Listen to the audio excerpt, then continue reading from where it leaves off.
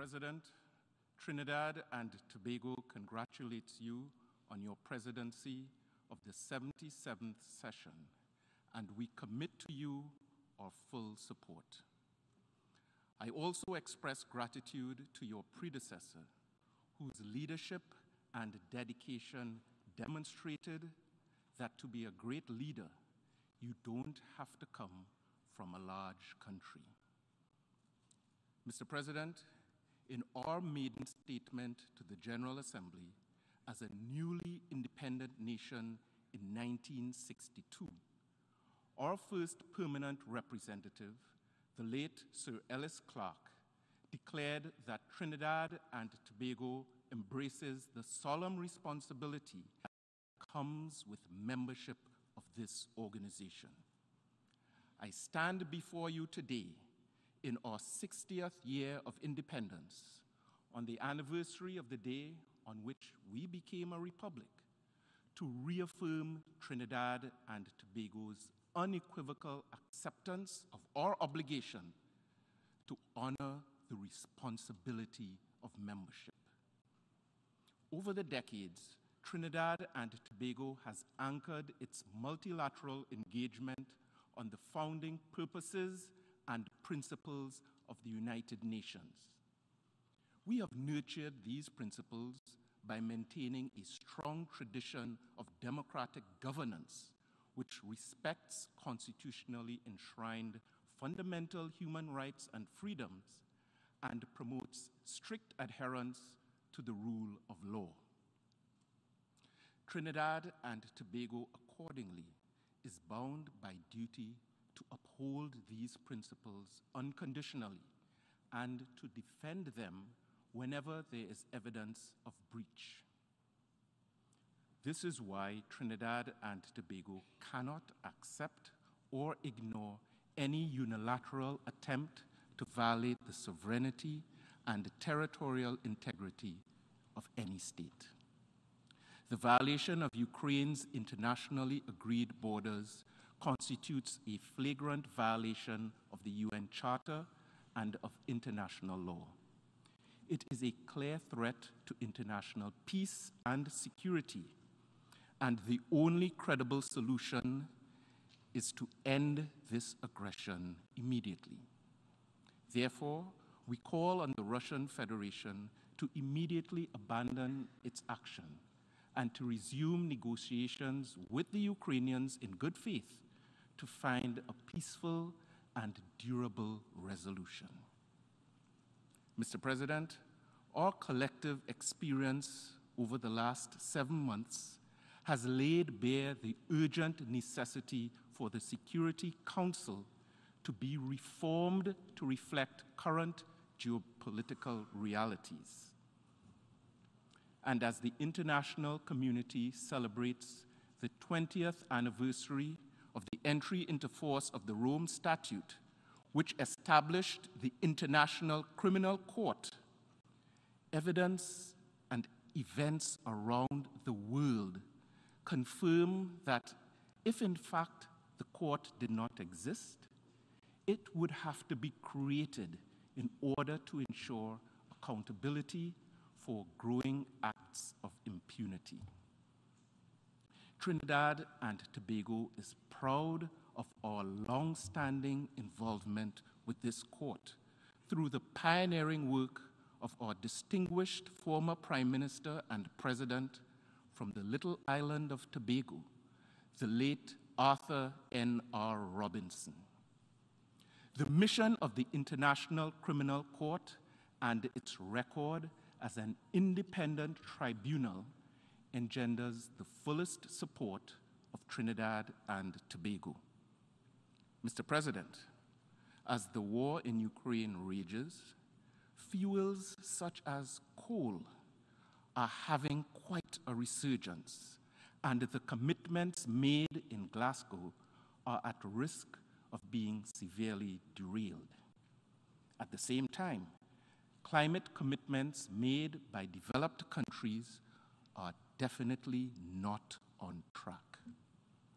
Droughts, wildfires, floods, and cataclysmic hurricanes and typhoons are realities that small island states know all too well.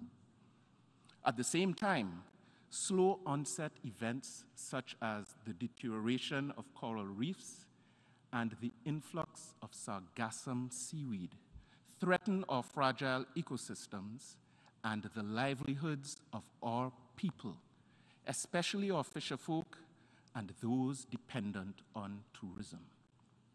Accordingly, Trinidad and Tobago calls for the full and effective implementation of the Paris Agreement. A dedicated facility to address loss and damage under the UNFCCC financial mechanism is an absolute necessity. These actions must be prioritized because what is at stake is the very existence and viability of small island states. Mr. President, the added burden of rampant global inflation and the crises of food, fuel, feed, and fertilizers have placed extraordinary strain on our economies and our people, further imperiling our ability to achieve sustainable development across the globe.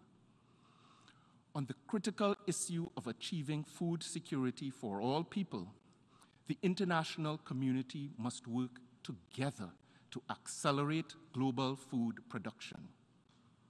On this issue, CARICOM leaders have not just been calling for action, but have been acting in solidarity and with decisiveness. In August, Trinidad and Tobago was pleased to host the second CARICOM Agri-Investment Forum and Expo as part of our region's commitment to reduce its food import bill by 25% by the year 2025. Mr. President, Trinidad and Tobago is firmly committed to working with CARICOM and other partners toward restoration of peace and stable democratic governance in Haiti. Our objective must be to work with the Haitians to secure their long-term progress and future. We therefore urge the United Nations system and the international donor community to urgently strengthen their role and engagement with Haiti. We encourage them to provide the necessary assistance to quell the ongoing and devastating gang violence and to urgently improve the humanitarian situation in that beautiful country. Mr. President, in the Caribbean, our efforts to build safe and peaceful societies are being completely undermined by transnational organized crime, human trafficking, the illicit trade of drugs, and a steady flow of illegal firearms from source countries far beyond our region, all contributing to unacceptably high levels of gang violence within our communities. We are further committed to strengthening our cooperation with regional and international partners to address these challenges, which threaten the very stability of our societies. Violent extremism, international terrorism, and the use of technology for criminal purposes remain clear and present dangers. In combating these phenomena, Trinidad and Tobago attaches the highest value to collaborating with the United Nations and other international partners. We must bear in mind that in addressing extremism, there must be no compromise to the constitutionally protected rights and freedoms of our citizens. Mr. President, in all of these complexities, we must recognize the critically important role of women as agents of positive change. And to that end, Trinidad and Tobago will once again table the biennial resolution on women, disarmament, non-proliferation, and arms control. We encourage all member states to co-sponsor and support this forward-looking resolution. But, Mr. President, while we assiduously work to encourage and ensure the inclusion of women in places and spaces of decision-making, we must continue to insist that the rights of women and girls are fully respected at all levels of society. Violence against women and girls continues to be a menace, destroying lives and impeding overall progress toward balanced and inclusive sustainable development. Addressing this must be a priority, and in Trinidad and Tobago, a growing number of stakeholders, including the private sector, have now joined the national effort to make our society safe for women and girls. Mr. President, the last 2 years in particular have demonstrated that the structure of the international economic and financial system is not fit for purpose. The system, as designed, actually undermines developing countries in their pursuit of sustainable development. It cannot be business as usual. A transformative global agenda, such as the 2030 Agenda, necessitates a transformative economic and financial framework that is compatible with the achievement of the SDGs. Without such a shift in the global architecture, even the best efforts at the national level will not produce the results that we need in the global south. Trinidad and Tobago calls on the international community to adopt tailored measures and solutions to address the fundamental financing challenges that developing countries face, with particular attention to LDCs and SIDS. One such measure is the adoption of a multidimensional vulnerability index, which we consider to be an utmost priority. Mr. President, our history cannot be rewritten or erased. We therefore continue to call for reparatory justice for the unpaid debt for centuries of enslavement of African people, for the historical crimes of native genocide visited upon the indigenous people of this world, and for the exploitative legacy of colonialism that has directly resulted in the persistent underdevelopment of Caribbean nations and so many others. We continue to call for the abandonment and the destruction of all nuclear weapons as the only means of guaranteeing the avoidance of total annihilation of humankind. We continue to call for the unconditional lifting of the unjust economic, commercial, and financial embargo imposed on the people of Cuba, and for the full integration of Cuba into the international economic and political system. We also continue to call for a long-lasting and mutually agreed two-state solution to the Israel-Palestine conflict, which will guarantee Palestinians a permanent homeland and recognize Israel's right to exist in peace and security. Mr. President, to get to the 2030 agenda, to get it back on track, all stakeholders, whether big or small, powerful or otherwise, must embrace the value of multilateralism. Clearly, we are not quite there as yet.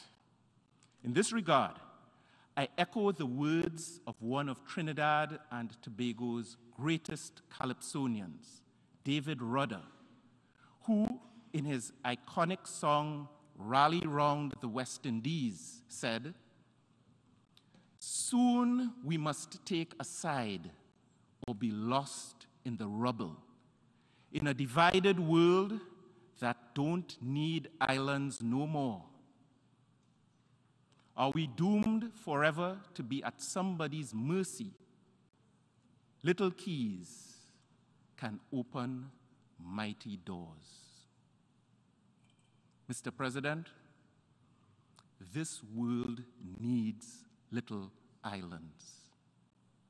We bring a perspective that is valuable and beneficial and necessary.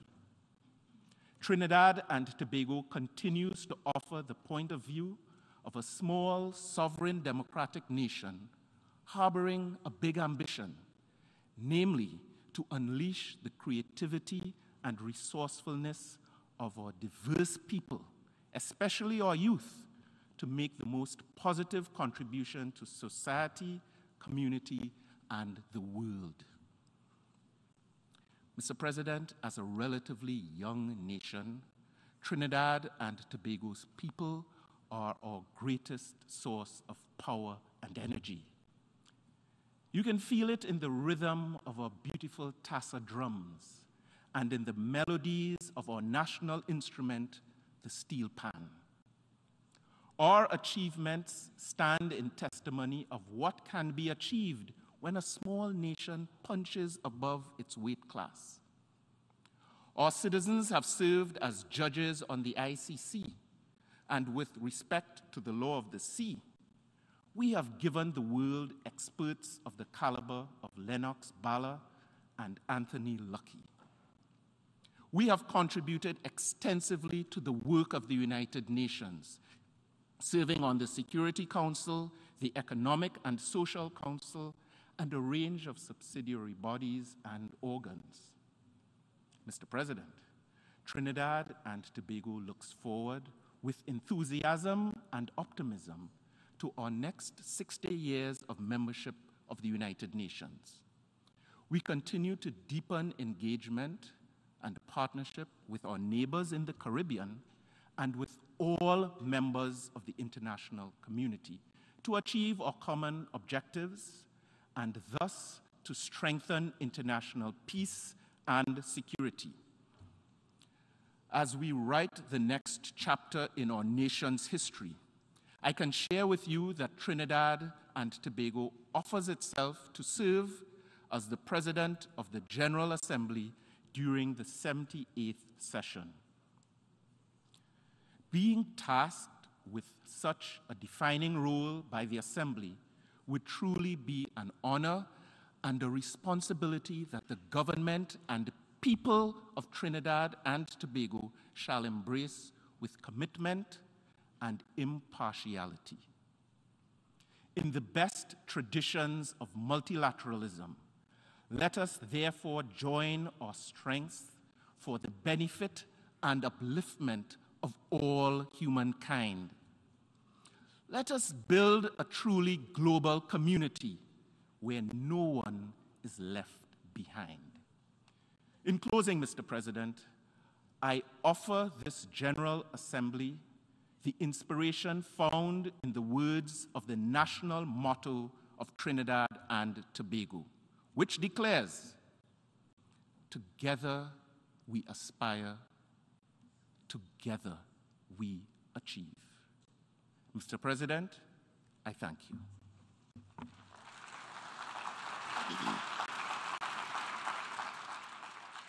I thank the